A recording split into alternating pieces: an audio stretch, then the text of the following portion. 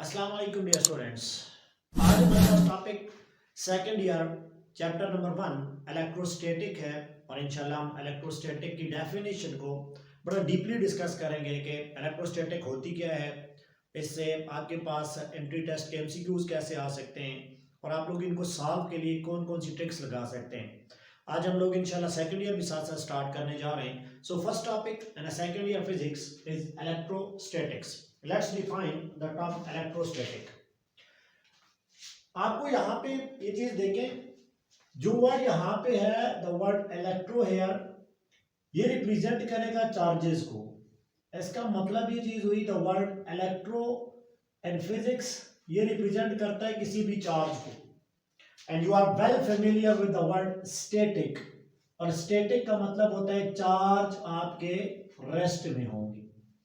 अब यहीं से हमें इसकी डेफिनेशन का पता चल गया है कि अगर मैं इसकी डेफिनेशन लिखूं तो डेफिनेशन क्या हो जाएगी, द ब्रांच ऑफ फिजिक्स, ये वो फिजिक्स की ब्रांच है, द ब्रांच विच डील, जिसमें हम लोग किसके बारे में पढ़ेंगे, the branch which deal with the charges. हम लोगों ने चार्जेस के बारे में पढ़ना है, और कौन से charges, with the charges which are at rest, which are at rest। तो देखिए स्टूडेंट्स, ये तो आपके पास एक बेसिक सी डेफिनेशन आ गई है कि इलेक्ट्रोस्टैटिक का मतलब ही है कि हम लोग चार्जेस को पढ़ेंगे जो चार्जेस आपके पास स्टेट ऑफ रेस्ट में होंगे। इसमें एक और भी बात दफा लिया जाता है कि बाद दफा ऐसे भी होता है कि हम लोग इसी इलेक्ट्रोस्टैटिक के अंदर जो बिल्कुल स्लो मूविंग चार्जेस होंगे वो भी हम लोग इलेक्ट्रोस्टैटिक के अंदर ही पढ़ते होते हैं। स्लो मूविंग चार्जेस जिनकी स्पीड बिल्कुल कम होगी, स्लो मोशन होगा, वो भी हम लोग क्या पढ़ रहे होते हैं, इलेक्ट्रोस्टैटिक के अंदर पढ़ रहे होते हैं। मतलब the branch of physics which deal with the charges, slow moving charges और charges are in state of rest, that define the electrostatic. इसका मतलब है बिहेवियर ऑफ द चार्ज, हम लोग उस चार्ज के बारे में पढ़ेंगे जो चार्ज आपका स्टेट ऑफ रेस्ट में होगा। और स्टूडेंट्स याद रखें, अगर चार्ज स्टेट ऑफ रेस्ट में है, इफ चार्ज, जो भी आपके पास चार्ज है, और ये चार्ज आपके पास किस में है, ये आपके पास चार्ज स्टेट ऑफ रेस्ट में है, तो याद रखें कि इस चार्ज की सिर्फ आप लोग इलेक्ट्रिक फील्ड को स्टडी कर सकते हैं। This charge can have only the electric field, इसकी इलेक्ट्रिक फील्ड आपके पास वो आप लोग स्टडी कर सकते हो। इसका मतलब ये चीज हुई कि चार्जेस जब रेस्ट में हो तो उसके इर्द गिर्द का ओरिजिन, यहाँ पे कोई और चार्ज आएगा, उसमें फोर्स ऑफ अट्रैक्शन या फोर्स ऑफ रिपल्शन लगेगी, सिर्फ वही चीज आप लोग स्टडी करेंगे। मतलब whenever the charge is in state of rest you can only deal with the electric field. अब जो फील्ड के लिहाज से आप अब कंसेप्ट देखते हैं तो उस फील्ड, उस चार्ज की जो चार्ज रेस्ट में है, सिर्फ आप लोग इलेक्ट्रिक फील्ड स्टडी करेंगे। और इलेक्ट्रिक फील्ड स्टडी करने का मकसद क्या होता है कि यहाँ पे जो आपके पास फ्लक्स है इस केस के अंदर वो कांस्टेंट होता है, बिकॉज फ्लक्स आपका इस केस के अंदर क्या होता है, फ्लक्स आपका कांस्टेंट होता है। मतलब कहने का ये है कि इस केस के अंदर जो डेल्टा फ्लक्स है, चेंज इन फ्लक्स, वो आपके पास क्या आ जाएगा, वो जीरो आ जाएगा। अगर चार्ज स्टेट ऑफ रेस्ट है तो याद रखें जो चेंज इन फ्लक्स है वो आपके पास हमेशा जीरो आ जाएगा। And if this change in flux equal to zero, so this implies that कि मैग्नेटिक फील्ड जो आप लोग पढ़ रहे होते हैं, जो मूविंग चार्जेस के लिए आप लोग पढ़ेंगे आगे इंशाल्लाह चैप्टर्स में आप लोग देखेंगे, उसकी वैल्यू भी आपके पास क्या हो जाएगी, उसकी वैल्यू आपके पास जीरो हो जाएगी। So the study of the charges having electric field only is also known as electrostatic. इसका मतलब है इलेक्ट्रोस्टैटिक की आप लोग बात करें तो आप लोग इलेक्ट्रिक, एक चार्ज की इलेक्ट्रिक फील्ड को स्टडी कर सकते हैं, उसका flux, change in flux zero हो जाएगा, तो मैग्नेटिक फील्ड भी उसकी क्या हो जाएगी, उसकी मैग्नेटिक फील्ड भी जीरो हो जाएगी। तो इसका मतलब है हम लोग जब चार्ज को रेस्ट में देखेंगे तो चार्ज को रेस्ट में देखने का मतलब ये चीज है कि उसकी इलेक्ट्रिक फील्ड ही होगी जो इफेक्टिव हो जाएगी, उसकी ओनली एक की फील्ड होगी वो इलेक्ट्रिक फील्ड होगी, और उसकी मैग्नेटिक फील्ड आपके पास क्या हो जाएगी, वो जीरो हो जाएगी। ये तो students the basic definition of electrostatic. लेकिन जब हम लोग इलेक्ट्रोस्टैटिक के चार्ज को कंडक्टर में देखते हैं, आप देखें इन केस ऑफ कंडक्टर हम लोग अब डिस्कस करेंगे, कंडक्टर के अंदर डिफरेंट चार्जेस होते हैं और उन चार्जेस का बिहेवियर इलेक्ट्रोस्टैटिक में आपके पास क्या होगा। अब सपोज करें यहां पे मेरे पास कोई कंडक्टर है, let us consider I have a conductor here, मेरे पास यहां पे कोई मेटालिक कंडक्टर है, मैंने यहां पे क्या वर्ड यूज किया, सपोज करें मेरे पास ये कोई मेटालिक कंडक्टर है, और अभी की स्टेज जो मैं यहां पे आपको एक्सप्लेन कर रहा हूं, कॉपर आपके पास ज्यादातर यूज होता है, तो अज्यूम करें कि आपके पास एक कॉपर का कंडक्टर है, तो इस कंडक्टर के पास यहां पे आपके पास एटम्स होते हैं, सपोज करें ये पहला एटम है कार्बन का ए, ये दूसरा एटम है, क्योंकि एक कॉपर के वायर जब आप लोग यूज करते हैं कंडक्टर में, तो उसमें तो बिलियंस ऑफ आपके पास एटम्स होंगे कॉपर के। अब ये देखिए ये मेरे पास एटम्स ऑफ कॉपर है एक कंडक्टर के अंदर, और आप लोगों को तो अच्छे तरीके से पता है कि जब आप लोग एक एटम की बात करते होते हैं तो एटम के पास 3 फंडामेंटल पार्टिकल्स होते हैं। एटम के न्यूक्लियस में आपके पास प्रोटॉन होते हैं, देन न्यूट्रॉन्स होते हैं, इन्हीं को आप लोग न्यूक्लियॉन्स कहते थे, और उसके आउटर सरफेस के ऊपर ऑर्बिट के अंदर हमेशा इलेक्ट्रॉन आपके पास क्या कर रहे होते हैं, रिवॉल्व कर रहे होते हैं, मतलब एटम के 3 फंडामेंटल पार्टिकल हैं। अब देखिए यहां पे तो बिलियंस ऑफ एटम होंगे, लेकिन मैं कुछ एटम आपको डिफाइन करने के लिए ले रहा हूं, और मेरे पास ये कोई मेटालिक कंडक्टर है कॉपर का। अब आप लोग यहां पे देखें तो इसके आउटर मोस्ट शेल में इलेक्ट्रॉन्स आपके पास क्या करेंगे, वो रैंडमली मूव करेंगे, किसी का इलेक्ट्रॉन ऐसे मूव करेगा, किसी का अपवर्ड मूव करेगा, किसी का डाउनवर्ड मूव करेगा। इसका मतलब है इस एटम के इलेक्ट्रॉन क्या कर रहे हैं, ये रैंडमली मूव कर रहे हैं, हर डायरेक्शन में ये क्या मूव कर रहे हैं, ये रैंडमली मूव कर रहे हैं। अब देखिए आउटर मोस्ट, जैसे जैसे आप लोग न्यूक्लियस के अट्रैक्टिव फोर्स इस एटम के न्यूक्लियस के अट्रैक्टिव फोर्स से बाहर जाएंगे, तो जो वैलेंस इलेक्ट्रॉन होगा उस पे attractive force from the nucleus कम हो रही है, और वो रैंडमली मूव हो रहा है आउटर मोस्ट शेल के अंदर as shown in the figure. मतलब हर डायरेक्शन में अंदर आप लोग देखें इस कॉपर के आपके जो इलेक्ट्रॉन्स हैं वो आपके पास रैंडमली मूव हो रहे हैं। अब यहां पे अगर आप लोग रैंडम मूवमेंट देखें तो इस केस के अंदर जब आप लोग कंडक्टर को ऐसे देखते हैं तो आप लोग यहां पे देखें जो पहली आपके पास मूवमेंट है वो कौन सी है, मूवमेंट ऑफ चार्ज जो आपके पास है वो कौन सी है, वो आपके पास है रैंडम मूवमेंट। इसी रैंडम मूवमेंट को अगर आप इसके इंपैक्ट को देखें तो इंपैक्ट इसका 0 है, जिसको आप लोग इलेक्ट्रोस्टैटिक पढ़ रहे होते हैं।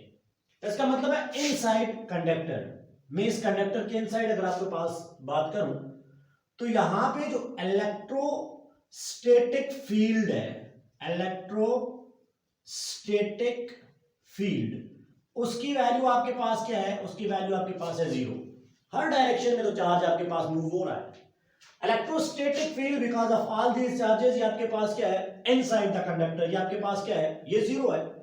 उसकी रीजन क्या है, उसकी रीजन है कि यहां पे आपके पास इलेक्ट्रोस्टैटिक इक्विलिब्रियम है, इधर आपके पास क्या है, इलेक्ट्रोस्टैटिक इक्विलिब्रियम आपके पास है। अभी हम लोग डिफाइन कर रहे होते हैं, अभी हम डिफाइन कर रहे हैं यहां पे इलेक्ट्रोस्टैटिक को। इस केस के अंदर अगर आप लोग देखें हमें हर तरफ मल्टी डायरेक्शन उसकी मिल रही होती है, और जो रैंडम स्पीड यहां पे होती है जिसको बहुत दफा आप लोग कह रहे होते हैं thermal speed of charges, thermal speed of charges, अगर हम यहां पे देखें या इलेक्ट्रॉन देखें तो ये राउंड अबाउट आपके पास होती है 10⁵ मीटर पर सेकंड से लेकर 10⁶ मीटर पर सेकंड, मतलब बहुत ज्यादा स्पीड है, लेकिन ये हर डायरेक्शन में है, और इस डायरेक्शन की वजह से टोटल जो नेट आपके पास यहाँ पे इफेक्ट हो जाएगा इनसाइड द कंडक्टर, वो आपके पास क्या हो जाएगा, वो 0 होगा। और अगर यहाँ पे आप लोग देखें तो इनसाइड द कंडक्टर जो मैग्नेटिक फील्ड है वो आपके पास क्या है, वो आपके पास 0 आ जाएगी, because charges are in static condition. और याद रखिए स्टूडेंट्स के जब ये चार्जेस रैंडमली मूव कर रहे हैं तो रैंडमली मूवमेंट का मतलब होगा चार्जेस का कौन सा मोशन है, they have the vibratory motion. Charges का मोशन कौन सा है, वाइब्रेटरी। और उनका मोशन कौन सा हो सकता है, उनका मोशन हो सकता है rotatory motion, but not any translatory motion, क्योंकि हर चार्ज अपनी डायरेक्शन में अपनी रैंडम मूवमेंट पे वहां पे मूव हो रहा है। इसका मतलब है ये जो सिनारियो है, इस सिनारियो के अंदर अगर हम लोग आउटपुट पे करंट देखें तो करंट तो होगा नहीं, क्योंकि इंपैक्ट तो एक दूसरे को कैंसिल कर रहा है यहाँ पे। तो इसका मतलब है जो करंट आपको आउटपुट पे मिलेगा, बेशक आप लोग यहाँ पे लेट, मैं यहाँ पे क्या करता हूँ, लेट मैं यहाँ पे कोई एम मीटर यहाँ पे लगा देता हूँ। अब आप लोगों ने यहाँ पे एम मीटर यहाँ पे सपोज करें कनेक्ट कर दिया यहाँ पे, तो एम मीटर आपके पास 0 एम्पियर 0 डिफ्लेक्शन शो करेगा। रीजन क्या है कि रैंडम मूवमेंट है ना, रैंडम मूवमेंट के लिए आपके पास फ्लो ऑफ चार्जेस नहीं होगा, तो जो करंट आपको मिलेगा वो क्या मिलेगा, वो भी आपको जीरो मिलेगा। दिस टोटल सिनारियो जो आपके पास है, ये सिनारियो है इलेक्ट्रोस्टैटिक इनसाइड द कंडक्टर का। चार्जेस रैंडमली मूव हो रहे हैं, उनके मोशन की वजह से मैग्नेटिक फील्ड जीरो है, उनके मोशन की वजह से आपके पास वाइब्रेटरी और रोटेटरी मोशन तो है लेकिन कोई ट्रांसलेटरी मोशन नहीं है, और इस ट्रांसलेटरी मोशन के ना होने की वजह से आउटपुट पे आपको कोई करंट नहीं मिलेगा। ये इनसाइड द कंडक्टर आप लोग इलेक्ट्रोस्टैटिक पढ़ रहे हैं। अब अगर आप लोग यहां पे देखें, इसका मतलब है इलेक्ट्रोस्टैटिक का फिनोमेना इनसाइड द कंडक्टर में अगर आप लोग देखें तो आपके पास कोई ऐसा फिनोमेना आपके पास होगा। अब सपोज करें कि मैं इसी कंडक्टर के ऊपर यहां पे कोई फील्ड या कोई पोटेंशियल क्रिएट कर रहा हूं। सपोज करें यहां पे मैं इसको कनेक्ट कर रहा हूं, देखिए मैं यहां पे लेट करें इसको कनेक्ट कर रहा हूं यहां पे बैटरी के साथ, this is positive terminal of the battery, और ये मेरे पास क्या हो जाएगा, ये मेरे पास आ जाएगा इसके एक और टर्मिनल पे। मैं कौन सा टर्मिनल लगा रहा हूँ, लेट करें यहाँ पे मैं नेगेटिव, मैं यहाँ पे कोई बैटरी लगा रहा हूँ, कोई इनपुट फोर्स लगाऊंगा। अब इनपुट फोर्स का क्या मतलब है, यहाँ पे आपके पास जो टर्मिनल हो जाएगा ये पॉजिटिव हो जाएगा, और यहाँ पे जो टर्मिनल आपको मिलेगा ये टर्मिनल आपको मिलेगा नेगेटिव टर्मिनल। अब होगा क्या, ये जितने भी इलेक्ट्रॉन पहले जो रेंडमली मूव हो रहे हैं, जब आपने एक्सटर्नल इलेक्ट्रिक फील्ड अप्लाई की, मतलब हमने क्या कर दिया, अब अगर हम लोग इसको डिफाइन करें तो अब आपने क्या किया, when external field is applied, आपने क्या कर दिया, आपने यहां पे एक्सटर्नल फील्ड लगा दी। When external field is applied, किसके ऊपर, उस कंडक्टर के ऊपर, उस कॉपर वायर के ऊपर, तो क्या होगा, यहां पे जितने भी इलेक्ट्रॉन्स हैं, अब ये रेड कलर के जितने भी इलेक्ट्रॉन्स थे वो क्या करेंगे, देखिए ये पॉजिटिव पोटेंशियल है, तो बैटरी का जो पोटेंशियल आपके पास होगा उसकी इलेक्ट्रिक फील्ड कैसे होगी, उसकी इलेक्ट्रिक फील्ड होगी from positive potential to negative potential, और जितने भी इलेक्ट्रॉन है वो ड्रिफ्ट हो जाएंगे, अलाइन करेंगे अपने आप को एक स्ट्रेट लाइन में आपके पास toward the positive terminal of battery, ऐसे अलाइन हो जाएंगे। सारे के सारे इलेक्ट्रॉन की जो रैंडम मूवमेंट थी, वो रैंडम मूवमेंट के साथ वो क्या करेंगे, वो खुद को अलाइन करेंगे toward the positive terminal of the battery. इसका मतलब है जब एक्सटर्नल फील्ड आप लोग अप्लाई करोगे, जितने भी नेगेटिव चार्जेस थे, मतलब जितने भी इलेक्ट्रॉन्स थे, नेगेटिव चार्जेस आपके पास थे, वो अलाइन हो जाएंगे, align in same direction, same direction में क्या हो जाएंगे, वो आपके पास अलाइन हो जाएंगे। और सेम डायरेक्शन के लिए एक बात याद रखें, इनकी जो डायरेक्शन होगा, जो एंगल होगा विद एंगल, अब इलेक्ट्रॉन का एंगल क्या हो जाएगा, with angle of 180 degree with external electric field. अब ये बात बहुत ज्यादा इंपॉर्टेंट कंसेप्ट है। देखिए इलेक्ट्रिक फील्ड किधर जा रही है, वो तो इधर जा रही है, और जो इलेक्ट्रॉन है वो positive terminal of the battery की तरफ आपके पास अलाइन करेंगे, तो दोनों के दरमियान एंगल कितने का होगा, एंगल हो जाएगा आपके पास 180 डिग्री का। और अगर आप लोग कन्वेंशन यूज करें और प्रोटॉन की बात करें पॉजिटिव चार्ज की, तो positive charge with an angle of 0 degree आपके पास एक्सटर्नल इलेक्ट्रिक फील्ड के साथ अलाइन होंगे। तो ये बात याद रखनी है। इसका मतलब है with in the metallic conductor जो ड्रिफ्ट वेलोसिटी ऑफ इलेक्ट्रॉन होगी वो against the direction of external electric field हो जाएगी। इसका मतलब सारे के सारे इलेक्ट्रॉन अलाइन हो गए। जब सारे इलेक्ट्रॉन अलाइन हो जाएंगे तो आपको आउटपुट पे करंट मिलेगा। अब चार्जेस मूव हो रहे हैं तो चार्जेस की फ्लो की वजह से आपके पास क्या हो जाएगा, इलेक्ट्रिक फील्ड भी आपको इनसाइड द कंडक्टर मिलेगी, इसकी वैल्यू भी आपको मिलेगी, इसकी वजह से आपके पास मैग्नेटिक फील्ड, अब आपके पास इस कंडक्टर के इलेक्ट्रिक फील्ड के परपेंडिकुलर वो भी आपको यहाँ पे मिलेगी।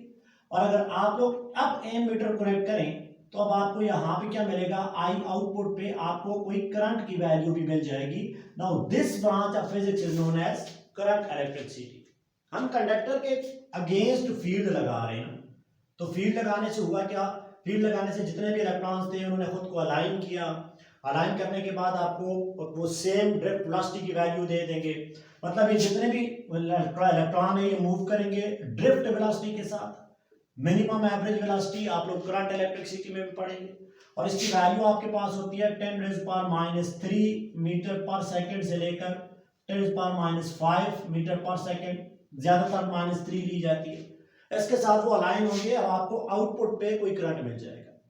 लेकिन एक बात स्टूडेंट्स याद रखें, अब देखें यहाँ पे इस एटम के इलेक्ट्रॉन है वो आपके पास वैलेंस इलेक्ट्रॉन है, बहुत ज्यादा न्यूक्लियस से दूर है। जैसे ही इनको थोड़ी सी फोर्स मिलेगी, उन्होंने तो न्यूक्लियस की अट्रैक्टिव फोर्स को छोड़ देना है। अब वो छोड़ के भागेंगे, एकदम सारे के सारे भागेंगे। ये भी कहेगा चले मैं इस तरफ आ रहा हूं, ये भी कहेगा मैं इस तरफ। अब बाद दफा क्या होता है, बाद दफा नहीं बल्कि हर दफा क्या होता है, ये इलेक्ट्रॉन आते आते इस एटम के साथ कोलाइड करेगा। सो ध्यान दे रहे हैं। अब जो वो ड्रिफ्टेड इलेक्ट्रॉन है वो एक नेक्स्ट एटम के साथ कोलाइड करेगा ड्यूरिंग इलेक्ट्रॉन फ्लो। अब यहां पे देखें इलेक्ट्रॉन क्या हो रहे हैं, फ्लो हो रहे हैं बिकॉज ऑफ एक्सटर्नल फील्ड। जब एक्सटर्नल फील्ड आपने अप्लाई की, बिकॉज ऑफ एक्सटर्नल फील्ड, तो इलेक्ट्रॉन क्या कर रहा है, इलेक्ट्रॉन को फ्लो करेगा। लेकिन उनकी कोलिजन के फ्लो के दरमियान दे कोलाइड, वो क्या करते होते हैं, वो कोलाइड करेंगे, दे कोलाइड विद द एटम। अब उन्होंने नेक्स्ट एटम के साथ जाके टक्कर मार दी, टकराव कर दिया, एंड लूज और लॉस्ट देयर काइनेटिक एनर्जी, और अपनी काइनेटिक एनर्जी को क्या कर रहे होते हैं, लॉस हो रही होती है। मतलब अब ये आया ना, तो ये इस एटम के साथ आकर टकराएगा, जैसे ही टकराएगा काइनेटिक एनर्जी लूज होगी, यहां से आपको कुछ हीट एनर्जी मिलेगी। In term of heat energy आपको रेजिस्टेंस मिलेगी अदर इलेक्ट्रॉन के लिए। Atom loss their kinetic energy, जितनी काइनेटिक एनर्जी लॉस होगी उनकी उतनी ही gain in kinetic, loss in kinetic energy उतनी आपके पास क्या हो जाएगा, उसी अमाउंट से आपके पास क्या हो जाएगा, गेन इन हीट एनर्जी आपको मिलेगी, गेन इन हीट एनर्जी मिलेगी। और यही हीट एनर्जी रेजिस्टेंस आपके पास क्या करेगी, वो कॉज करेगी। इसका मतलब एक चीज ध्यान में रखें, whenever the external field is applied, इस कंडक्टर के इर्द-गिर्द आपने एक्सटर्नल फील्ड लगाई, सारे इलेक्ट्रॉन अलायंस हो जाएंगे। अब अलायन होते होते वो दूसरे एटम के साथ जाके कोलाइड करेंगे। अब ये आगे एक एटम है, इलेक्ट्रॉन आया, इसके साथ कोलाइड करेगा। कोलिजन के टाइम पे क्या होगा, उनकी जो काइनेटिक एनर्जी है because of their velocity motion, वो काइनेटिक एनर्जी लॉस हो जाएगी। जिस अमाउंट से, लॉ ऑफ कंजर्वेशन तो होल्ड करवाना है ना, जिस अमाउंट से उनकी काइनेटिक एनर्जी लॉस होगी उतनी अमाउंट से उस कंडक्टर के अंदर हीट भी निकल आएगी, और वही heat energy in form of resistance act करेगी विद इन द कंडक्टर। तो सिंपली आप लोग ये चीज याद रखें, क्योंकि हमारा टॉपिक था इलेक्ट्रोस्टैटिक का। तो electrostatic with in the conductor का मतलब होता है ईच एंड एवरी इलेक्ट्रॉन आपके पास वो रेंडमली मूव होता है। रेंडमली मूव होने का मतलब है टोटल इंपैक्ट उसका जीरो होगा, और उस रेंडमली मूवमेंट की हमने यहाँ पे वैल्यू भी लिखी हुई है। So this is the basic phenomena of electrostatic. और हम लोग इफ इलेक्ट्रोस्टैटिक से हम लोग मूव होना चाह रहे हैं करंट इलेक्ट्रिसिटी के अंदर, तो करंट इलेक्ट्रिसिटी के लिए हमें फिर क्या करना पड़ेगा, किसी कंडक्टर के एंड पे हमें पोटेंशियल क्रिएट करना पड़ेगा, हमें कुछ पॉजिटिव और नेगेटिव टर्मिनल से एक्सटर्नल फील्ड अप्लाई करनी पड़ेगी। तो याद रखें, मेटालिक कंडक्टर की एक्सटर्नल फील्ड जब होगी तभी इलेक्ट्रॉन आपके पास ड्रिफ्ट मूवमेंट से वो मूव करेंगे। इलेक्ट्रॉन और नेगेटिव चार्जेस की जो ड्रिफ्ट वेलोसिटी होगी वो 180 डिग्री के साथ होगी with respect to the external electric field, और positive charges with respect to the 0 degree आपके पास इसके साथ मूव करेंगे। एंड दिस वे आपका क्या हो जाएगा, करंट यहाँ पे आपका फ्लो होना शुरू हो जाएगा। अब जब आप लोग एक्सटर्नल फील्ड लगाएंगे, इसका मतलब है आप शिफ्ट हो गए from electrostatic to current electricity. तो ये स्टूडेंट्स हमारे पास बहुत दफा क्वेश्चन पूछे जाता है, बेसिक डिफरेंसेस हमारे पास पूछे जाते हैं। इलेक्ट्रोस्टैटिक का क्या मतलब है, करंट इलेक्ट्रिसिटी का क्या मतलब है, ड्रिफ्ट वेलोसिटी, इंशाल्लाह बाकी जितने भी टॉपिक्स हैं आप करंट इलेक्ट्रिसिटी में डिस्कस करेंगे। तो ये बेसिक डिफरेंसेस था between current electricity and electrostatic. Hope कि आपको समझ आई होगी, ट्राई करें इसको। Thank you, Allah Hafiz.